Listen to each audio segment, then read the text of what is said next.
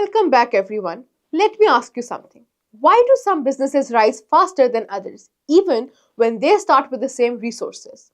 The answer isn't luck, it's focus. It's about using the right framework to guide their actions. In this lecture, we will talk about frameworks.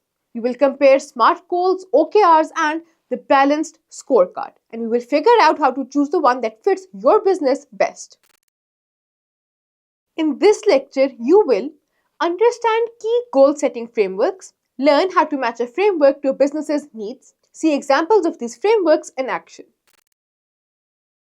Frameworks are like maps. They give you structure and clarity. Without one, efforts scatter and time is wasted. Picture a company launching a product. Without a framework, some people focus on branding, others tweak the design, and no one works on the core issue, refining the product. A framework keeps everyone on the same page. With the right framework, priorities become clear, teams stay focused.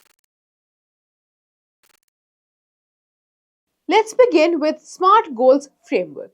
SMART stands for specific, measurable, achievable, relevant, and time-bound. It's about creating goals that are clear and actionable. A marketing agency sets this goal: increase website traffic by 25% in 3 months through social media ads. Now, when to use SMART goals? For short-term, specific goals, when clarity is key. Now for some drawbacks. SMART goals can feel rigid. They may not work well for ambitious, company-wide objectives. OKRs focus on big-picture goals. They link individual efforts to broader company objectives.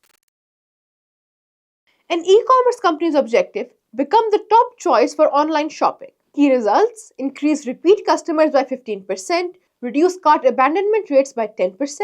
Now, when to use OKRs? For ambitious, overachieving goals, to align teams in fast-growing businesses. Now for the drawbacks, OKRs require regular updates. They can overwhelm small teams with limited resources. And lastly, we have Balanced Scorecard. The Balanced Scorecard views goals with 4 lenses: financial, customer, internal process, and learning and growth. It's comprehensive, making it ideal for larger organizations. A hospital balances financial goals with patient satisfaction and staff training. Now, you might be wondering when to use the Balanced Scorecard. This is for organizations with multiple objectives across different areas. And the drawbacks include: it's complex, smaller businesses may not have the resources to manage it. Understand your business model. Startups launching their first product should go with SMART. Global companies should go with OKRs. That might fit better. Identify your objectives. For clear, focused goals, use SMART. OKRs are better for aligning multiple teams. Consider available resources. Complex frameworks like the Balanced Scorecard need time and effort. Smaller teams should stick to simpler systems. Review regularly. Your business evolves. Make sure your framework evolves too. Think of a framework as a camera lens. A wide-angle lens captures the big picture, like OKRs. A zoom lens focuses on the details, like SMART. Choosing the right lens depends on what you need to see. Pick a business you admire. Research their approach to goal setting. What framework do they like to use?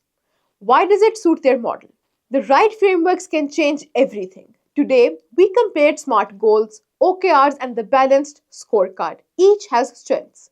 The key is finding the ones that fits your business's need. Which framework do you think works best for a team project or a small business? Have you knowingly used one of these before? Share your experiences in the comment section. That's all for this lecture. See you next time.